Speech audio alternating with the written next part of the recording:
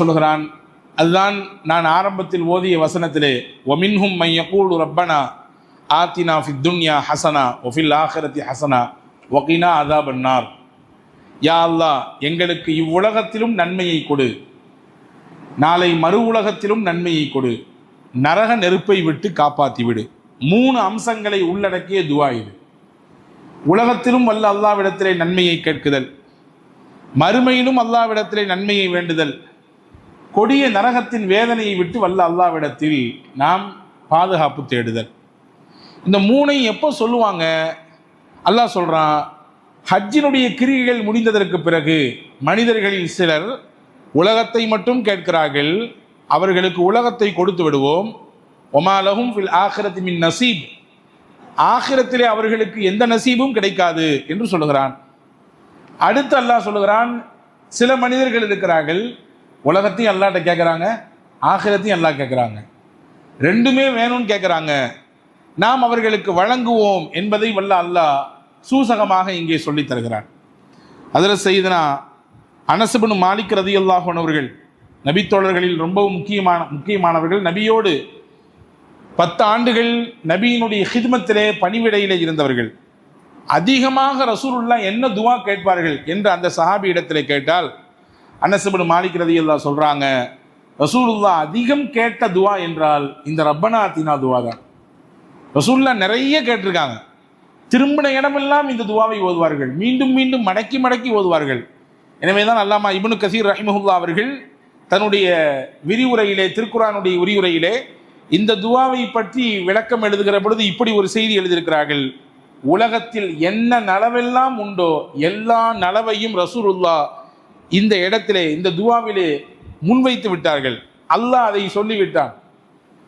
உலகத்தில் என்னென்ன விதமான தீங்குகள் உண்டோ எல்லா தீங்குகளை விட்டும் பாதுகாப்பு வேண்டக்கூடிய செய்தியை அல்லாஹ் இதுக்குள்ளே வைத்து விட்டான். எனவே நலவை வேண்டக்கூடியவர்களும் தீங்கிலிருந்து பாதுகாப்பு வேண்டும் என்று நினைக்கக்கூடியவர்களும் இந்த துவாவை ஓதினால் போதுமானது என்று ஹஜ்ரத் அல்லாமா இப்னு கசீர் ரஹிமஹுல்லாஹ் அவர்கள் சொல்லித் தருவதை நாம் பார்க்கிறோம். எனவே தான் நீங்கள் மக்காவிற்கு, மதீனாவிற்கு, ஹஜ்ஜு உம்ராவுக்கு செல்லக்கூடிய பயணிகளிடத்தில் கேட்டால் தெரியும், அல்லது போய் வந்தவர்களுக்கு விளங்கும். காபாவை தவாஃப் செய்கிறோம். காபத்துல்லா என்பது பாக்கியமான ஒரு இறை இல்லம். உலகத்தில் முதலில் இறைவனை வணங்குவதற்காக, அவனை நிலைநிறுத்துவதற்காக வேண்டி கட்டப்பட்ட ஒரு ஆலயம்.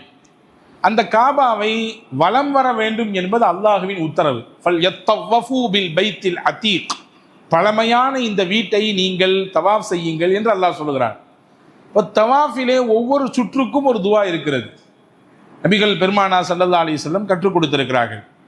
ஒவ்வொரு சுற்றுக்கும் ஒரு துவா இருக்கிறது. சுற்றின் துவக்கம் ஹஜ்ருல் அஸ்வத் கல்லிலிருந்து துவங்கி மறுபடியும் அந்த சதுர கட்டிடத்தை ஒரு சுத்தி மறுபடியும் அந்த ஹஜ்ருல் அஸ்வத் கல்லுக்கு வந்தால் ஒரு சுற்று. இந்த மாதிரி 7 சுற்று சுத்த வேண்டும். ஆனால் நபிகள் நாயகம் ஸல்லல்லாஹு அலைஹி வஸல்லம் ஒவ்வொரு சுற்றுக்கும் தனித்தனி துவாக்களை சொல்லிக் கொடுத்த பெருமானார் குறிப்பிட்ட ஒரு இடத்தில் மட்டும் இந்த துவாவை ஓத பணித்தார்கள். ஹஜ்ருல் அஸ்வத் என்ற கல் எந்த கார்னரில் இருக்கிறதோ, எந்த மூலையில் இருக்கிறதோ அதற்கு முந்திய மூலை ருக்னே யமானி என்று சொல்வார்கள், யமானி கார்னர். அந்த ருக்னே யமானியிலிருந்து ஹஜ்ருல் அஸ்வத் வரை வரக்கூடிய அந்த இடைப்பட்ட இடத்திலே எத்தனை முறை நீங்கள் காபாவை சுத்தினாலும் அந்த இடத்தில் மட்டும் ரப்பனா ஆத்தினா துவா தான் ஓத வேண்டும். ஏன்? பெருமானா ஸல்லல்லாஹு அலைஹி வஸல்லம் அப்படித்தான் ஓத சொன்னார்கள்.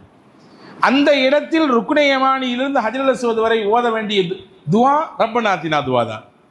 ஹஜ்ரத் ரசூலுல்லாஹி ஸல்லல்லாஹு அலைஹி வஸல்லம் அவர்கள் ருக்னே யமானியை பற்றி சொல்லும் பொழுது இப்படி ஒரு செய்தியை சொல்லியிருக்கிறார்கள். அந்த ருக்னே யமானி கார்னர், காபாவிலே இருக்கக்கூடிய 4 மூலைகளில் ஒன்றாக இருக்கக்கூடிய 4 கார்னரில் ஒன்றாக இருக்கக்கூடிய ருக்னே யமானியிலே 70,000 மலக்குகள் இருக்கிறார்கள். அங்கிருந்து என்ன துவா யார் கேட்டாலும் உடனடியாக அவர்கள் பதில் சொல்வார்கள், வல்ல அல்லாஹ்விடத்திலே ஆமீன் சொல்வார்கள் என்று நபிகள் பெருமானார் ஸல்லல்லாஹு அலைஹி வஸல்லம் கற்றுத் தந்திருக்கிறாங்க. எனவே அந்த பாக்கியமான இடத்திலிருந்து ஹஜ்ருல் அஸ்வத் வரைய ஒரு துவாவை மீண்டும் மீண்டும் மடக்கி ஓத சொன்னார்கள் என்றால் அது எவ்வளவு மகத்தானது, மகத்துவமானது என்பதை நாம் இதிலிருந்தே புரிந்து கொள்ள முடியும். எனவே தான் சையதுனா அப்துர் ரஹ்மான் பின் அவுஃப் ரலியல்லாஹு அன்ஹு அவர்கள் காபத்துல்லாவை சுற்றி வந்தாங்க. காபத்துல்லாவை சுற்றி வந்துட்டு இருக்கும் பொழுது எல்லா சுற்றுலையுமே இந்த துவா ஒருத்தர் மடக்கி மடக்கி ஓதுனாராம். எல்லா சுற்றுலையுமே தனித்தனியாக துவாக்கள் இருந்தாலும் கூட இதையே திரும்ப திரும்ப ஓதி வந்தாராம். அப்போ ஹஸரத் அப்துல் ரஹ்மான் பின் அவுஃப் ரலியல்லாஹு அன்ஹு கேட்டாங்களாம் அவர்கிட்ட, எப்போ நீ இந்த துவாவையும் திருப்பி திருப்பி ஓதுற மாதிரி தெரியுதா, வேற துவாக்கள்லாம் தெரியாதா அப்படின்னு கேட்டாங்களாம். உடனே அந்த மனிதர் சொன்னாராம், நிறைய துவாக்கள் தெரியும், நபிகள் பெருமானா ஸல்லல்லாஹு அலைஹி வஸல்லம் தனித்தனியாக துவாக்கள் கற்றுக் கொடுத்துருக்காங்க, ஆனால் எல்லா நலவுகளையும் உள்ளடக்கிய துவாவாக இது இருக்கிறது, எனவே இதையே நான் ஓதுகிறேன். குர்ஆனும் அப்படித்தானே சொல்லுகிறது, நல்லோர்கள் ஓதுகிற துவா என்று தானே இதை அடையாளப்படுத்துகிறது, எனவே நான் இதையை ஓதி போதுமாக்கிக் கொள்கிறேன் என்று அந்த மனிதர் சொன்னதாக ஒரு செய்தியை நாம் பார்க்கிறோம். எனவே அன்பர்களே, இந்த துவாவில் 3 முக்கிய அம்சங்கள் இருக்கிறது. ஒன்று, உலகத்தில் நன்மையை கேட்கிறோம், உலகத்தில் நன்மை வேண்டும். உலகத்தை மறந்த ஆகிரத் இல்லை, ஆகிரத்தை விட்டு விட்டு உலகம் இல்லை, ரெண்டுமே இல்லை. இதுக்காக வேண்டி அதை விடுதலும் கூடாது, அதற்காக வேண்டி இதை உதறி தள்ளுவதும் கூடாது, ரெண்டும் வேண்டும். இரண்டும் 2 கண்களை போன்று. மனிதனுக்கு எப்படி இந்த கண் வேண்டுமா அந்த கண் வேண்டுமா என்று யாரிடத்திலாவது கேட்டு எனக்கு இது வேண்டும் இது வேண்டாம் என்று சொல்ல முடியுமா? அப்படித்தான் உலகமும் வேண்டும், மறுமையும் வேண்டும். அப்படி என்றால் என்ன பொருள்? உலகத்தை அடைய வேண்டி நாம் ஆகிரத்தையும் விட்டுவிடக்கூடாது, ஆகிரத் மட்டுமே போதும், உலகம் எனக்கு ஒரு பொருட்டல்ல, அது கிடைத்தால் கிடைக்கிறது, கிடைக்கவில்லை என்றால் பரவாயில்லை என்று ஒதுக்கி தள்ளிவிட்டும் போக முடியாது. ரெண்டிலும் நலவு வேண்டும். இந்த 2 நலவையும் கேட்கக்கூடிய துவாவாக இது இருக்கிறது. ஹதீஸிலே வருகிறது, நபி ஸல்லல்லாஹு அலைஹி வஸல்லம் அன்னவர்கள் ஒரு சஹாபியை சந்திக்க போறாங்க. அந்த சஹாபிக்கு உடம்பு சரியில்லை. உடம்பு சரியில்லைன்னு சொன்னால் நலம் விசாரிப்பது நாயகத்தினுடைய உயர்ந்த சுன்னத்துகளில் ஒன்று இல்லையா? இன்னைக்கு நம்மள அதை பல பேர் விட்டுட்டோம் சொல்ல போனால். ஆனால் நலம் விசாரித்தல் என்பது நாயகத்தினுடைய உயர்ந்த சுன்னத்துகளில் ஒன்று. நலம் விசாரிக்க போறாங்க, பார்த்தா அவர் ரொம்ப முடியாமல் இருக்கிறார், உடலெல்லாம் அப்படி உருகி போயிடுச்சு, ஆள் ரொம்ப மெலிஞ்சு போயிட்டார், சதைப்பட்டெல்லாம் இல்லை, அப்படியே ஒரு நோஞ்சானை போன்று இருக்கிறார். அப்போ விசாரிச்சுட்டு நல்லா தானே இருந்தார் இவர், ஏன் திடீர்னு இப்படி ஒரு மாற்றம், திடீர்னு ஏன் இப்படி ஒரு பெரிய நோயினால் தாக்கப்பட்ட மாதிரி நீண்ட காலம் படுக்கையில் படுத்திருக்கிற மாதிரி எல்லாம் இருக்குது இவரை பார்த்தா அப்படின்னு சொல்லிட்டு விசாரிச்சாங்க. அவர் பக்கத்திலே போய் கேட்டாங்க, இப்போ நீ ஏதாவது முன்ன பின்ன ஏதாவது பேசுனியா, ஏதாவது நடந்துச்சா அப்படின்னு கேட்டாங்க. உடனே அவர் சொன்னார், இல்லை நபி அல்லாஹ்வின் திருத்தூதர்களே, நான் அல்லாஹ்ட்ட ஒரு துவா செஞ்சேன், அந்த துவாவுக்கு பின்னாடி தான் இப்படி ஆகிட்டேன் அப்படின்னார். துவா செஞ்சு இப்படி ஆகிட்டியா? துவா செஞ்சு நல்லா தான் ஆகும் எல்லாம், நீ எப்போ துவா செஞ்ச பின்னாடி இப்படி ஆகிட்ட அப்படின்னு கேட்டான். இல்லை நான் கேட்ட துவா அப்படி. என்ன துவா அப்படி கேட்ட? யா அல்லாஹ், ஹதீஸிலே வருகிறது, இறைவா எனக்கு அல்லாஹும்ம மா குன்த முஆகிபி பிஹி ஃபில் ஆகிரத்தி ஃபஅஜ்ஜிலுஹு லி ஃபித் துன்யா, நான் செய்த தவறுகளுக்கு பாவங்களுக்கு மறுமையில் எனக்கு நீ தண்டனை கொடுப்பதாக இருந்தால், நிறைய பாவம் செஞ்சிருக்கேன், எனக்கு தான் தெரியும் என்னுடைய பாவத்தை பற்றி, எனக்கு தான் தெரியும் என்னுடைய தீமைகளை பற்றி, நான் உங்களை சஜஸ்ட் பண்ணக்கூடாது நீங்கள் அப்படி இப்படின்னு, நான் என்னை தான் கேட்க வேண்டும், என்னுடைய பாவம் என்னுடைய தீமைகள் எவ்வளவு என்பது எனக்கு தெரியும். இவர் சொல்கிறார், இறைவா நான் செய்த தவறுகளுக்கு பாவங்களுக்கு நீ எனக்கு மறுமையில் தண்டனை தருவதாக இருந்தால் இப்பமே கொடுத்துரு, எல்லாத்தையும் இந்த உலகத்திலே கொடுத்துரு, ஆகிரத்தில் தராத. இங்கேயாவது ஏதாவது ஒன்று பண்ண ஆச்சுன்னா உதவி செய்யறதுக்கு ஆள் இருக்குது, சப்போர்ட் பண்ணுறதுக்கு ஆள் இருக்குது, பார்த்துக்கிறதுக்கு ஆள் இருக்குது, நாளைக்கு மறுமையில் யாரும் கிடையாது, நான் எங்கே போய் நிற்பேன்? எனவே தண்டனை தருவதாக இருந்தால் எனக்கு உலகத்திலேயே கொடுத்து விடு அப்படின்னு கேட்டார். சொல்கிறாங்க ஸல்லல்லாஹு அலைஹி வஸல்லம் இடத்துல இவர் இந்த சாபி சொன்னோன்னு ஸல்லல்லாஹு அலைஹி வஸல்லம் கோவப்பட்டாங்க. என்னங்க இப்படியா கேட்குற துவா அல்லாட்ட? அல்லாஹ்விடத்துல இங்கேயே கொடுத்துட்டு நான் கேட்கறது தண்டனையே? அல்லாஹ் கொடுத்தா உன்னையால தாங்க முடியுமா? நம்ம செய்கிற பாவத்துக்கெல்லாம் அல்லாஹ் ஒரு திரும்பி பார்த்தான்னா நம்ம கதை என்ன ஆகும்? கரிஞ்சு போயிட மாட்டோம்? நம்முடைய நிலைமை தலைகீழாக மாறிடாது? அப்படி கேட்கக்கூடாது. அப்படியே நீ ஆகிரத்தில் கொடுக்கக்கூடிய தண்டனையை கேட்டாலும்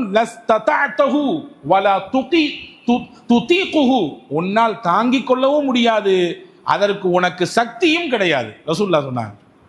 எப்படி கேட்கணும் அல்லாஹ்ட்ட? ஹல்லா குல்த அல்லாஹும்ம ரப்பனா ஆதினா ஃபித் துன்யா ஹஸனா வ ஃபில் ஆகிரத்தி ஹஸனா வ கினா அஸாபன்னார். யா அல்லாஹ், எனக்கு உலகத்திலேயும் நன்மையை தா, நாளைக்கு ஆகிரத்திலேயும் நன்மையை கொடு, என் பாவத்தினாலே நரகத்தில் போட்டு என்னை கரித்து விடாதே, அந்த வேதனையை விட்டு பாதுகாத்து விடு. இப்படிலாம் துவா செய்யணும். இப்படி செஞ்சிருந்தா அல்லாஹு தாலா உனக்கு ரெண்டையும் கொடுத்துருப்பானே, உன் பாவத்தையும் அழிச்சிருப்பானே, உலகத்திலையும் நல்ல நிலைமையை கொடுத்து ஆகிரத்திலும் நல்ல நிலைமையை கொடுத்துருப்பானே, ஏன் மாற்றி கேட்டீங்க அப்படின்னு சொல்லி கொடுத்து அங்கே ஒரு பாடம் நடத்தி விட்டு ரசூலுல்லாஹி ஸல்லல்லாஹு அலைஹி வஸல்லம் வந்தாங்க. அதுக்கடுத்து அவருக்காண்டி துவா செஞ்சாங்க. அவருடைய நிலைமை மாறிச்சுன்றதை பார்க்குறோம். இங்கே நமக்கான செய்தி என்னன்னா, இங்கே உலகத்திலேயே நாம் எல்லாத்தையும் அனுபவிச்சிட வேண்டியதுதான். ஆகிரத்தில் நிம்மதியாக இருக்கணும், நம்ம பாவங்களுக்கெல்லாம் அங்கே தண்டனை கிடைக்கக்கூடாதுன்ற பார்வை தவறானது என்பதை பெருமானார் ஸல்லல்லாஹு அலைஹி வஸல்லம் சொல்லித்தராங்க. இப்போ உலகத்தில் நன்மை அல்லாஹ்ட்ட கேட்கணும், நல்லா இருக்கணும்னு கேட்கணும், நல்லா சம்பாதிக்கணும்னு கேட்கணும், நான் நல்லா உழைக்கணும்னு கேட்கணும், நான் நிறைய பொருள் ஈட்டணும்னு கேட்கணும், என் கையில் வரக்கூடிய காசு பணங்களை கொண்டு 4 பேருக்கு உதவி செய்யணும்னு கேட்கணும். இதெல்லாம் இருந்தால் தானே இதெல்லாம் அடுத்தடுத்து நடக்கும். இப்போ நல்லதை